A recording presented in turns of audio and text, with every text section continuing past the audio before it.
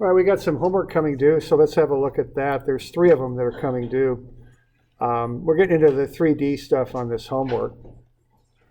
So the first one is this one that involves a double projection. It's this one here, it's 143. So this is due Thursday, right? So that's otherwise known as tomorrow. Okay, so that's tomorrow. Okay. So what we got to define a resultant. To find a resultant, you want to add 2 forces together. So the process on this is to find Cartesian vector expressions for F1 and F2, and then add them together, add the x's together, the y's together, and the z's together, and that gets you the resultant vector. Once you've got that, if you find the unit resultant vector, you can find the angles. Okay. So let's have a look. Now, F2 is something that you did on the previous assignment. F2, you've got angles given, so that one's pretty straightforward. I would caution you about one of the angles, though, is that angle right there is not with the positive z-axis, is it? So you got to be a little careful with that one, all right? Watch that, okay? So just be aware of that. Okay, now F1, what you're going to want to do is that is a double projection. So if you want to get the x component of F1, here's my thinking on this.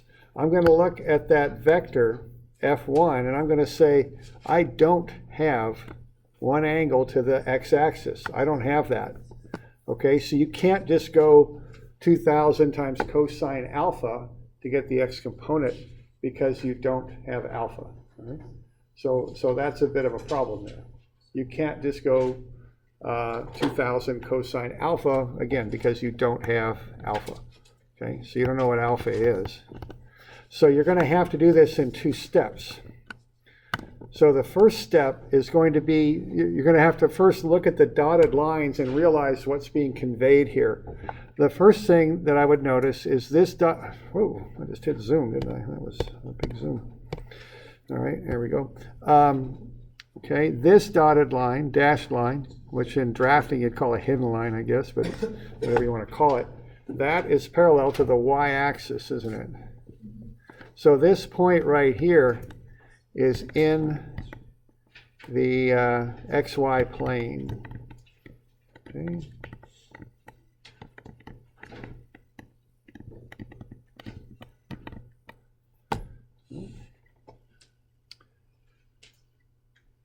So I would make note of that.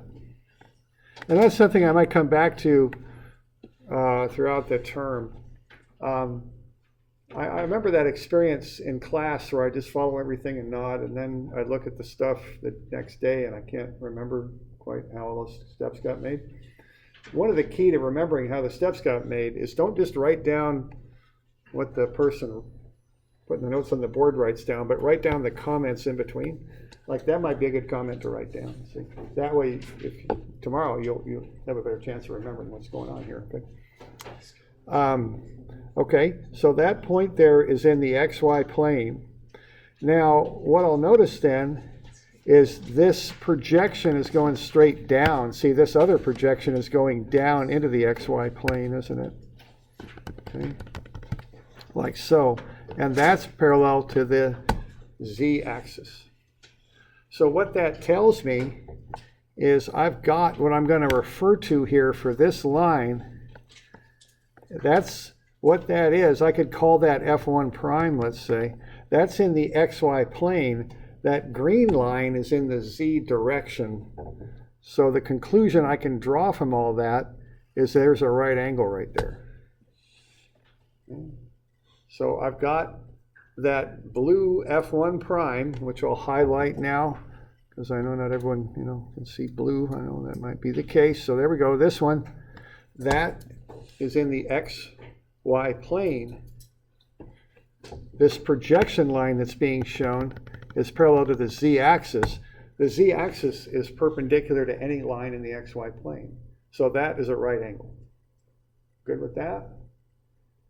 Okay? That's kind of important to understand this, because now what I've got is I've got a vector triangle I can build, because I know, and if I kind of pull that triangle out and lay it just a little bit different orientation, that thing's sitting like that.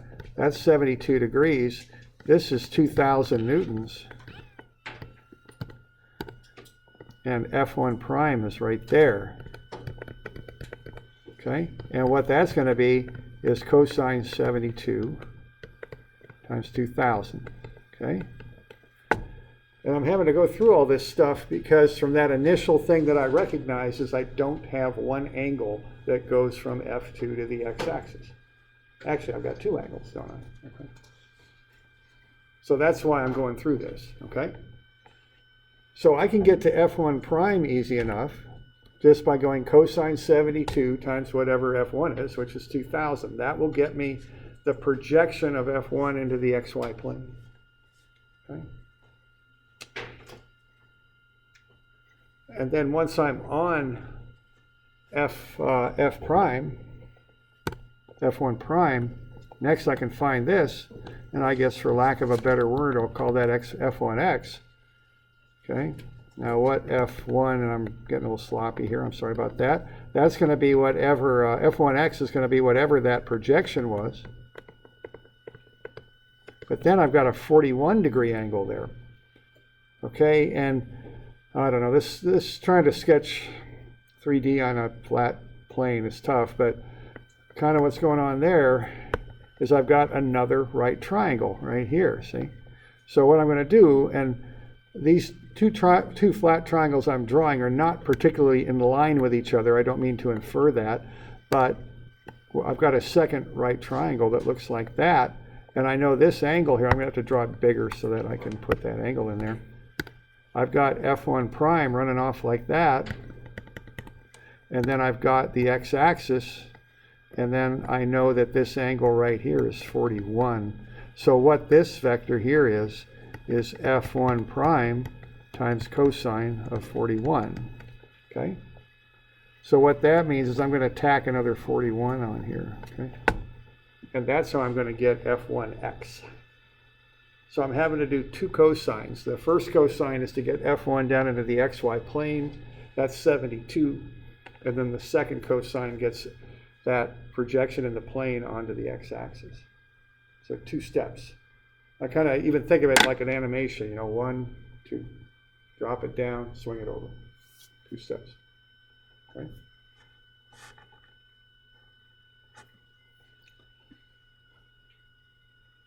We doing all right with that? Okay. Any questions on that bit?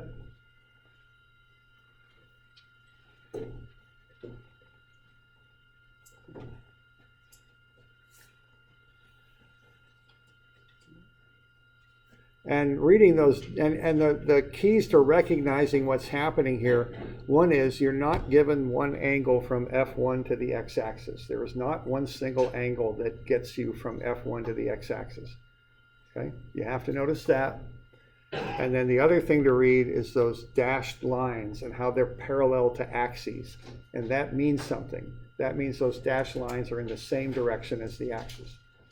So based on that, you can infer things about how this geometry is put together. All right.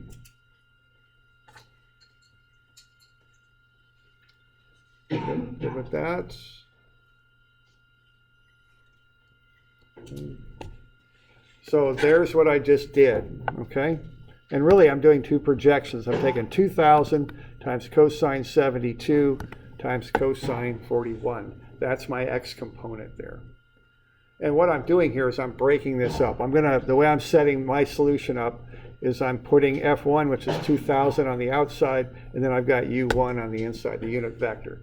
So really to get that unit vector component, I have to go cosine 72 times cosine 41. Get two pieces of it there. Okay? All right.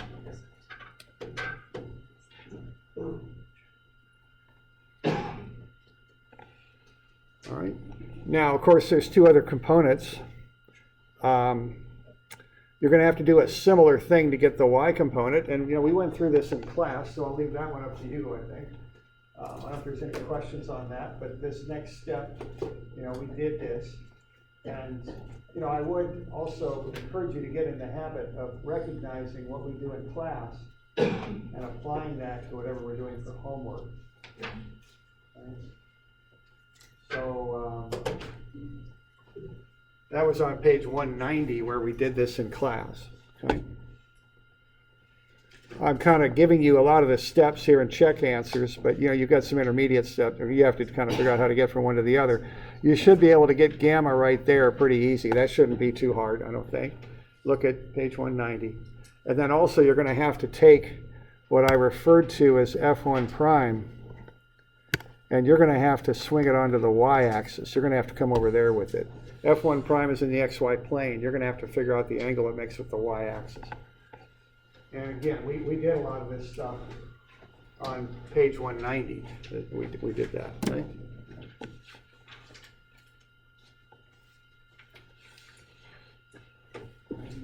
So we doing all right with that? We got any questions on that one?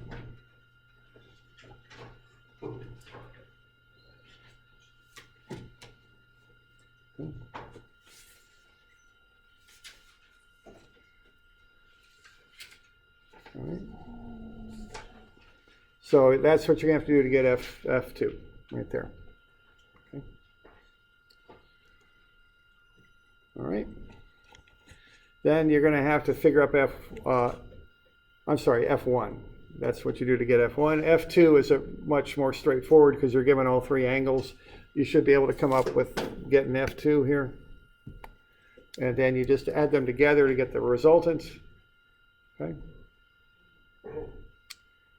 Okay, which is -6. So the resultant answer there is -1650, 1400, and 778. Okay. Once you've got that, you should be able to find the magnitude of the resultant. It's 2299. And then you should be able to divide that through and get the unit vector for the resultant. And once you've got the unit vector for the resultant, you should be able to find the angles that the vector makes with the three axes.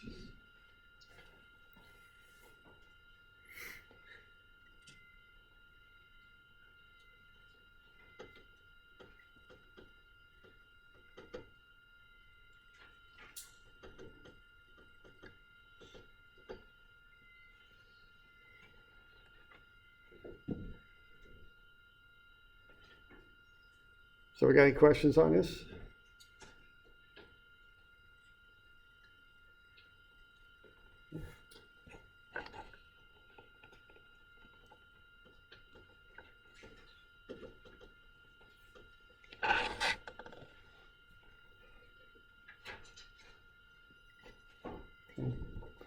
Can you scroll back up?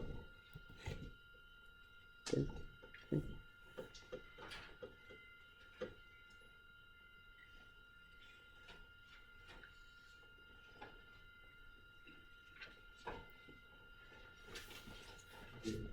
Okay.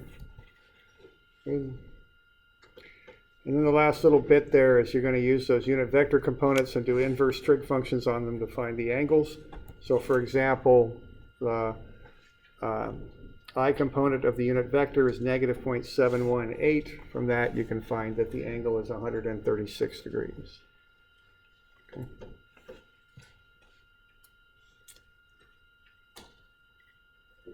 All right. All right. So that's the run through that one. That one's, a little involved. A couple of vectors to figure up and make into Cartesians and add them up, and then kind of do the inverse process and find the unit vector for the resultant, and then use the unit vector components to find the angles. Okay. All right. Now the next one is position vectors. Okay. That's 151. Now to do the next one, I give you the position vector for A. It's 1, 6, 2. You're going to need to find the coordinates of B and C. Okay. So, just double check these, because if you make an error on these, it just works its way through the whole problem. So, just be sure you're getting the right position vectors to start with. So B should be negative 4, 5, 3. And C should be 6, 15, negative 3. And just double check and, make sure you're getting them. Okay. All right. So we do that. Now there is a standard process. What we're doing with this is we're starting with position vectors and magnitudes. We're getting to force vectors. So there's a very standard process that you use with this. And you want to get this worked out because you're going to have to do it, on homework, on a test sometime. I'm quite sure you'll be doing this. So just kind of get this step by step and figure out how to do it. All right. So the way we do this is, first thing we do, if we want to get the force from A to B, we find RAB, and that's RB minus RA. So remember to switch the letters around. So if you want to get the vector from A to B, you start with B and subtract off A. I get them in a nice kind of matrix form there. I put the x's above each other, the y's in a column, and the z's in a column. I do the subtraction, and I watch my my signs, or at least I think I do. Do I got a bus there? Yeah. I sure do. That should be positive 1. Right? Yeah, okay. Look at that. Okay. So that should be positive 1. My bad. That should be positive 1, and that should be 5.2. But the magnitude's fine, okay? So I got a little bus there, okay? It should be positive 1. Okay?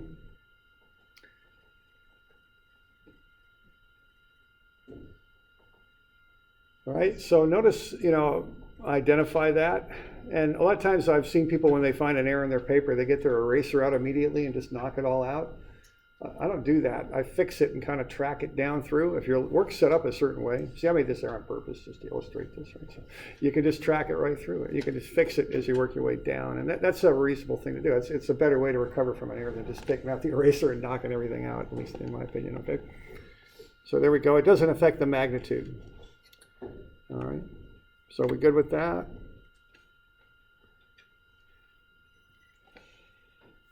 All right, so that is a persistent little error, isn't it? So that's positive 1 here. I recovered over here. I got it right, but it took me a little while, didn't it?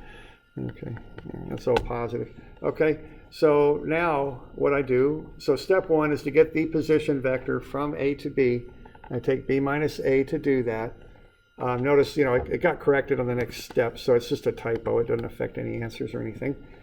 Okay, then I take the magnitude of the line, which is found from the square root of the sum of the squares, it's 5.2, and I divide it through the position vector, and I get a unit position vector. Now, what a unit position vector does is point the way from A to B, and it has a length of 1. So the way I think about this is I've taken the length of the line, which is 5.2 meters, I've taken that out of this vector. And what I'm left with is a little vector like a sign on a road that says go this way. And that sign says here's how you get from A to B. And that vector has a length of 1 now. It's a unit vector. Okay? And that has the proper proportions between x, y, and z to get you from A to B. That's what that thing does, okay? Are you okay with that? All right. Okay. So now what I've got, I started with a position vector from A to B. I find its length. I divide that out. I get a unit vector from A to B. And the last thing I want to do to make that into a force vector is scale the unit vector up. Because the unit vector has a magnitude of 1. I want to increase it by a factor of 210. It'll then become a force vector, okay? So that's the last step. And of course, that's over here behind my little color wheel. Here we go. So when I scale that thing up by 210, I get FAB. Okay, so there's my force vector from A to B. And that is a process that we're going to use a lot, so get that one figured out, okay? So, and I mean it that way too. Position vector, magnitude, unit position vector, force vector. 4 steps. 1, 2, 3, 4.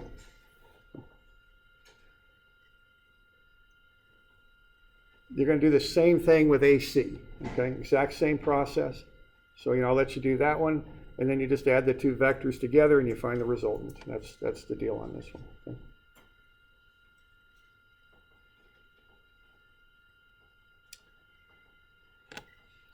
Questions on that?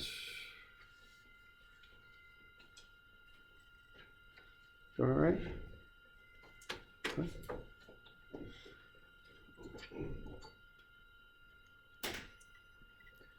Okay, so you're just going to find FBC and add it to, or excuse me, FAC and add it to FAB and get the resultant. That's what you'll do to finish this thing up.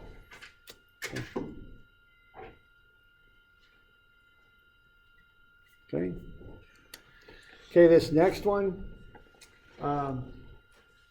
is kind of a hinged door that's rotating down below the XY plane. So it's hinged on the x-axis. You might have, this is a hand-drawn sketch. You might have a CAD version of this. It depends which packet you bought. You know, it's the same sketch. It's just done a little prettier in CAD on some of your packets, some not. Okay.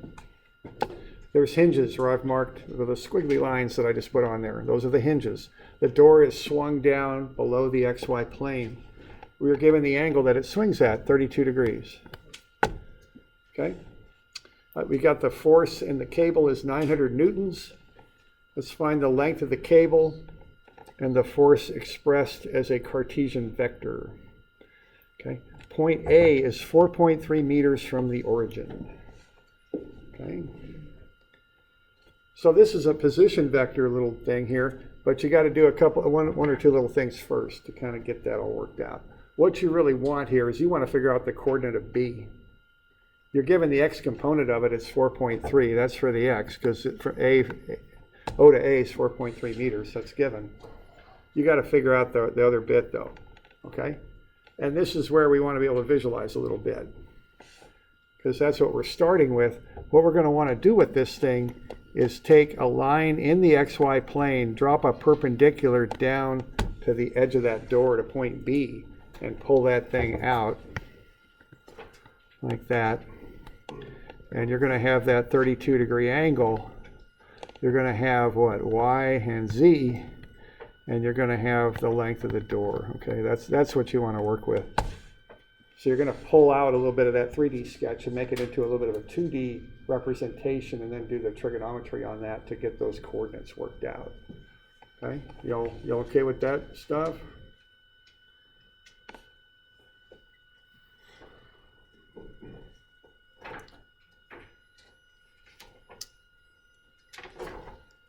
Okay, so that's what we're dealing with right there. When you look at it that way, you could certainly get the two sides, right? Just right angle trigonometry.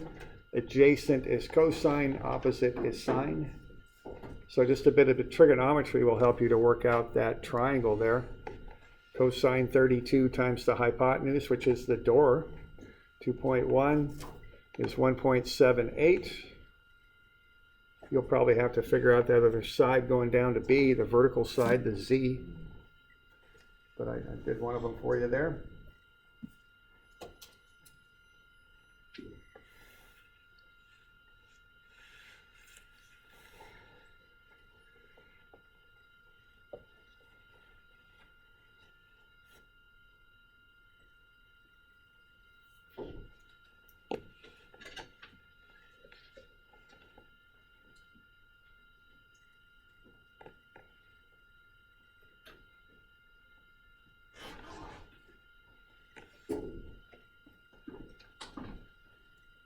Okay, so we good with that? All right, so what I have there is the beginnings of the coordinate of B. You need to fill in a little bit of it, and then once you've got that, you're going to have to do the whole business, you know, to get the position vector. I've got some of the steps shown here for you, you know, at least this check answers, I guess you might say. So, you know, just do the deal, you know, do what I just showed you. So take RC minus RB. You're going to need to get the coordinate of B. Take RC minus RB, get RBC, find its magnitude, divide through by its magnitude, get a unit vector, scale it up by the magnitude of the force, which I think was 900. Is that right? I've got it covered. I can't remember. 900 is it? Or okay, and scale it up by 900. I mean, that's how you do that, okay? Another position vector problem, it just starts with this stuff with the angled door. That's all. Okay.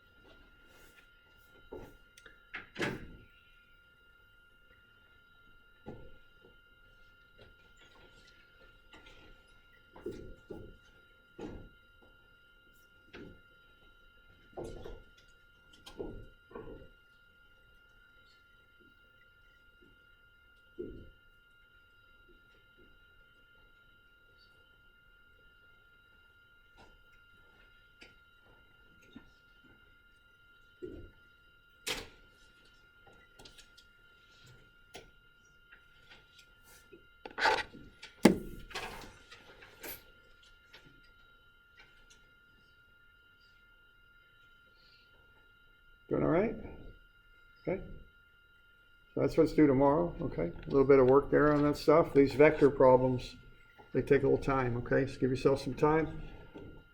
Slow and steady on this stuff, right? Don't shortcut steps, because then you drop negative signs like what I did, although actually I recovered from that. But, you know, like I say, it's just a lot less effort to take the time and get it right the first time. It's a lot of effort to try and fix mistakes. That's when things start becoming more difficult, okay? So we good with that? Questions? Going okay? So that's due tomorrow. All right. All right, now I'll save this slideshow and I'll put it in Moodle too. I've got a little, so if you need to look at this, it'll be in Moodle. You all found that okay in Moodle? Down at the bottom. It's down at the bottom of the Moodle page.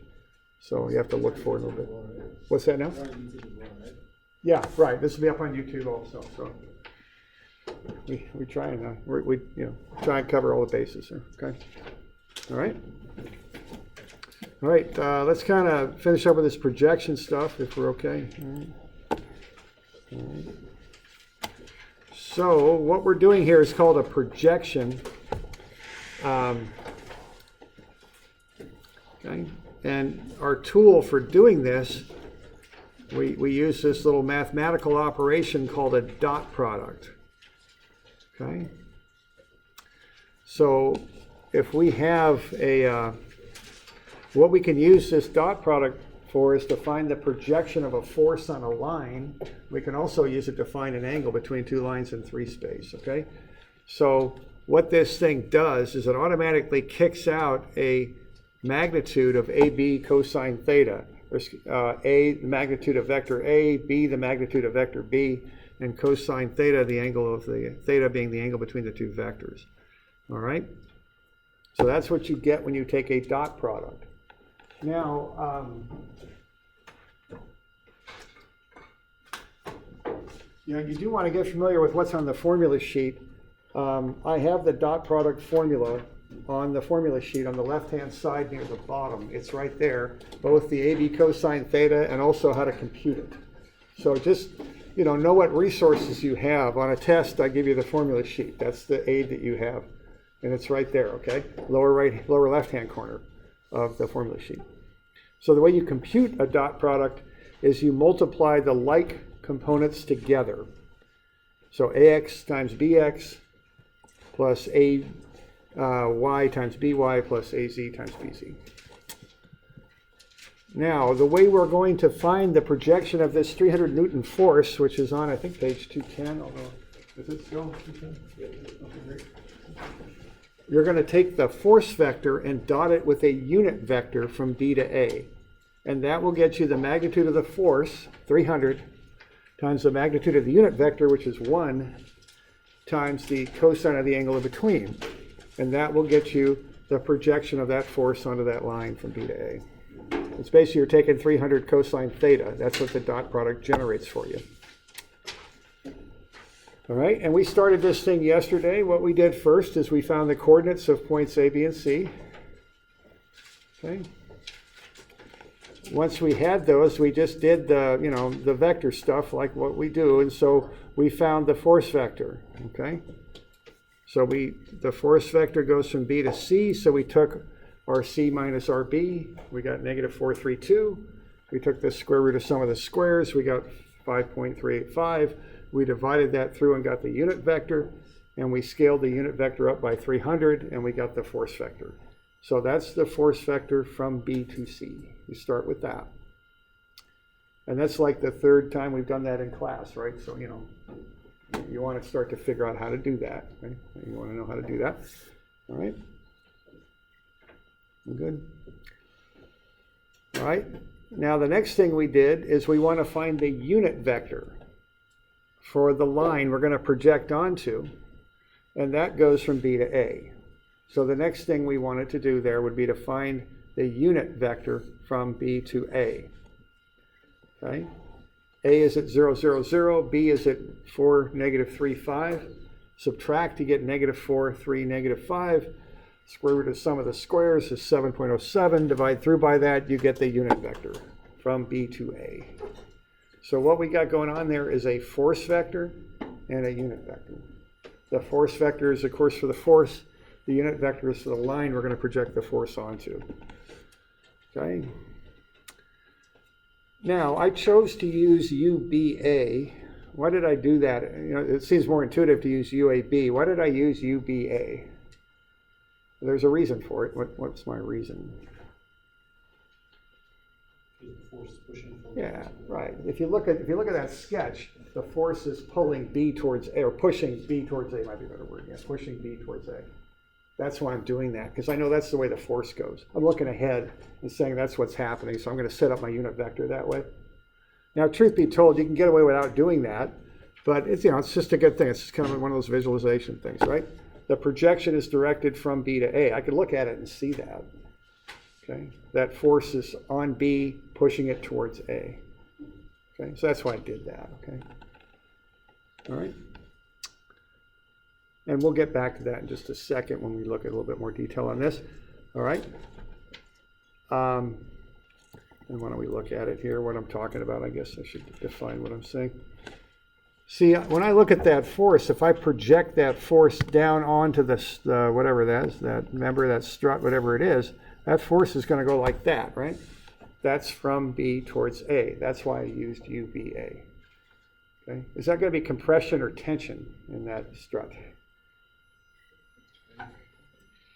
Was it being pushed together or is it being pulled apart? Pushed together. That's compression, okay? That's what that is, okay? Compression is pushing in, tension is pulling out, like pulling a rubber band, okay? Compression is pushing in. Okay, that's compression. Okay. All right, so that's why I used UBA, okay? Okay, now to find the component of the force on that line, I do a dot product. And I think this is on the next page. I think it's on the next page. I put the two vectors on the next page, fill in the parentheses. What do you multiply together to get a dot product?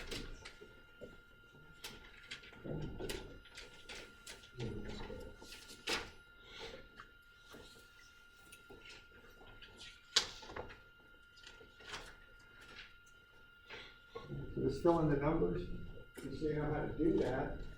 And then I went ahead and got the answer down there for you.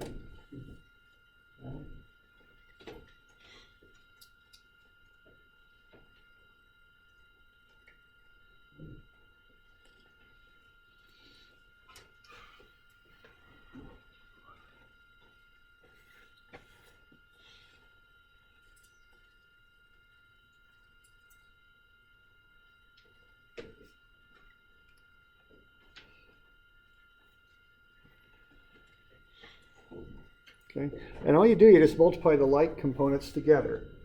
The x with the x, the y with the y, the z with the z. That's all there is to it, okay? And that formula is right on your formula sheet, you know, it's there. You just take the x components, multiply them together, the y components, multiply them together, and the z components, and you multiply them together. Okay, and you're going to get three numbers, three products. Now, the one thing I really want to emphasize to you is what you do next is you add up the products. This is a scalar. It's not a vector. Those things do not have I, j, and k on them. They do not. They're just numbers that you add together, okay? So remember this, a dot product is a scalar. It gets you f cosine theta is what it gets you. So when you add those three numbers together, just add them arithmetically. That's what you get, 118 newtons. Okay? So if this is something you're designing, you know, you're designing something like that, you're going to pick a structural member there that can handle 118 newtons of compression. That's what you're going to need. If whatever you're putting in there can't handle that, it's going to break. Okay, that's how we design stuff. We look at it so it's strong enough to handle whatever we're doing to it. Okay. All right. So that is a scalar. Now, if I had used UAB instead of UBA, what would my answer have been? Negative, yeah. That's not a big deal. What a negative answer means is you guessed wrong. This goes the other way. That's all it means. And so you don't have to rework anything or anything like that. You just say, oh, I thought it was tension, I got a negative answer. It's not, it's compression. That's all it means, okay? No big deal, okay?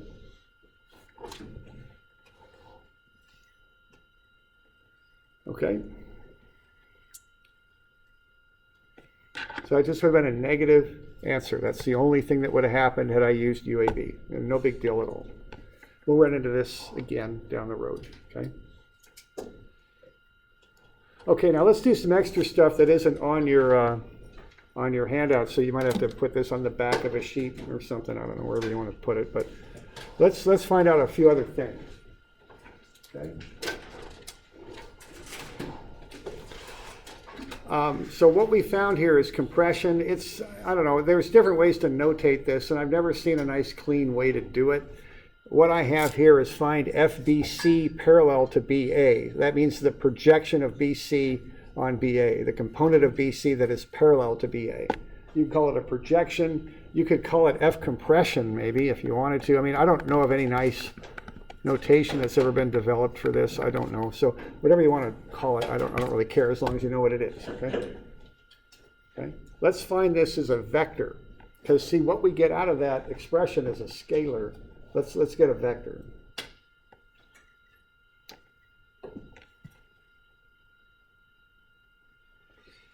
All right.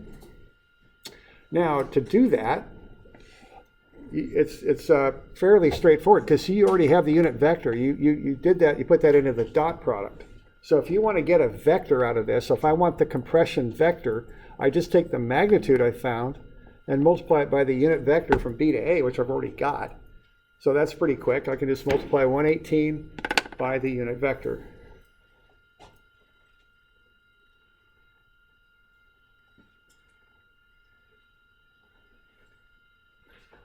Okay.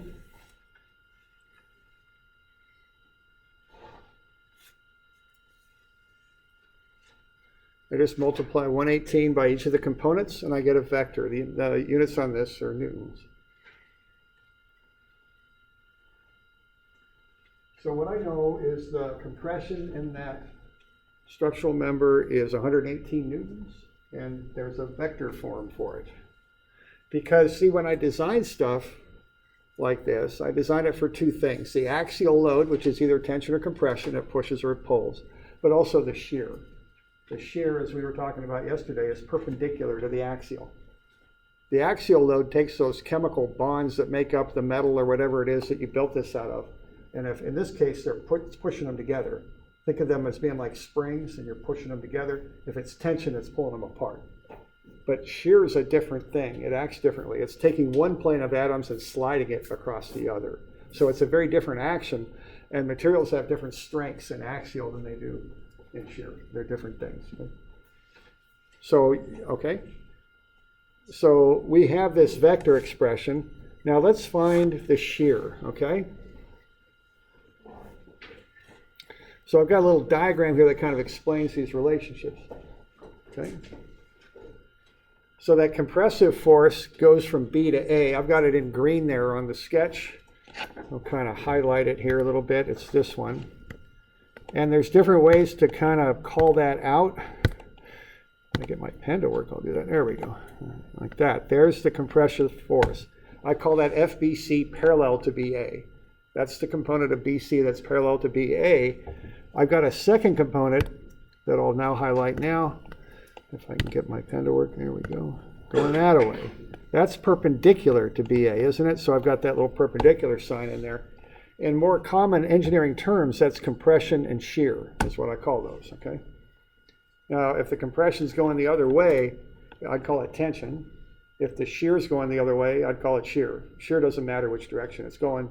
We do have separate words for compression and tension because materials act differently that way. Good example is concrete, right? You can push on concrete all day and you're not going to break it, but if you start pulling on concrete, you will pretty quick. It's got much more compressive strength than it does tensile strength, so we use different words for those two things. But a shear going this way versus a shear going that way, materials act the same, so we just call it shear, regardless of which way it's going, okay? All right?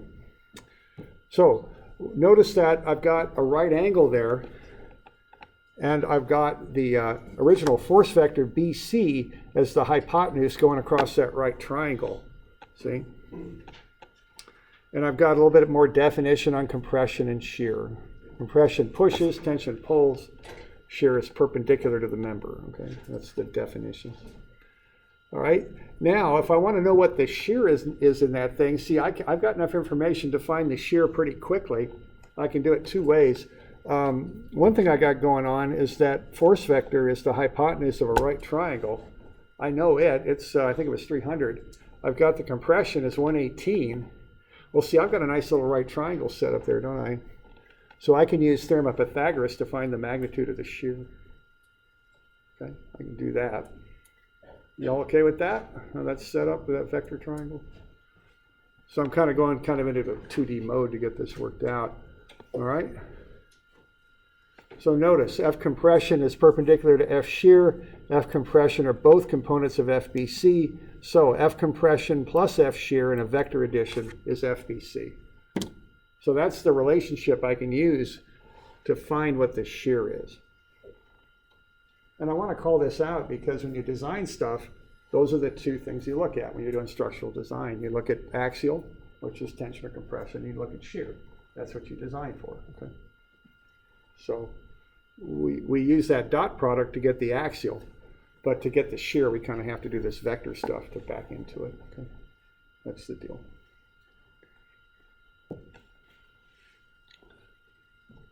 You okay with that? Okay.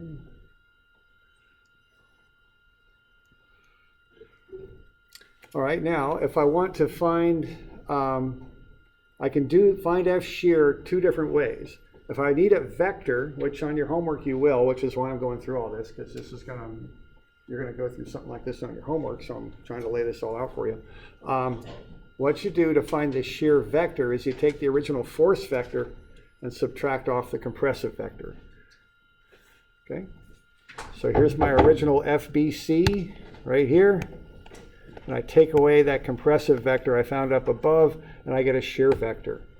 Negative 156, 117, 194.9. If I want to find the shear force then, I've got the vector, I can just use theorem of Pythagoras and find the shear force, it's about 276. Okay. So if I'm going to design that structural member, I'm going to design it for compression of 118 and shear of 276. Now, of course, when I'm doing structures, I throw safety factors on that. Usually about 1.4, I think, is the current code for a lot of structural.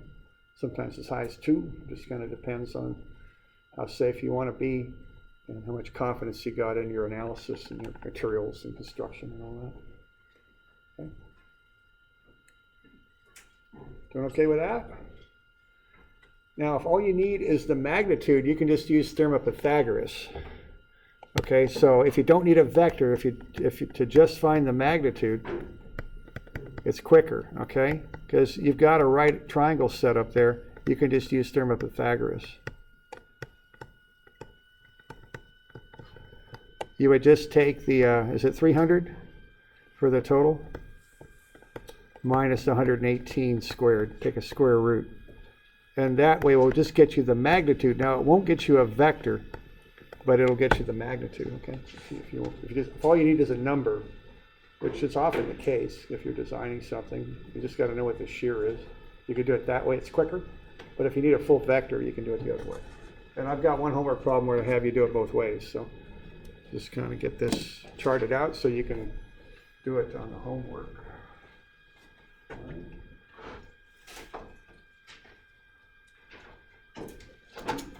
right. Let's see what we got.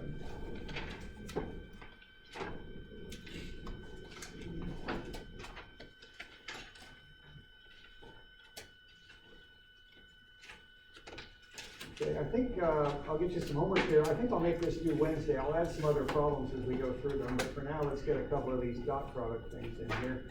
If I can find it. Yeah, they're 162 and 163. I've got the answers from are on page 4. So 162, 163.